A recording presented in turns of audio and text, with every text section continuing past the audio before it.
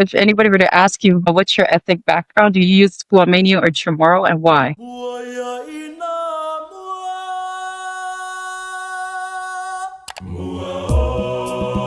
So I say Chamorro just because Chamorro is the idea of reclaiming our indigenous identity. Early on, like U.S. policy on the census, they would classify us as Guamanian. A Guamanian was a word to codify our indigenous identity and who we were as indigenous Pacific Islanders from Guam, from the Marianas. So I say I'm Chamorro. I don't identify as Guamanian. My mom is Guamanian though, simply because she grew up on the island. So if I would have grown up on Guam, I'd be Guamanian in Chamorro. But since I did not grow up in Guam, I just claim to be Chamorro. And there's actually something really interesting about this because I know we might talk about it later, but since we're on the topic of it right now, when I was working at the State Department, I was working at the State Department in the office of Australia, New Zealand, and the Pacific Islands. I was the only Pacific Islander in this office focusing on Pacific policy.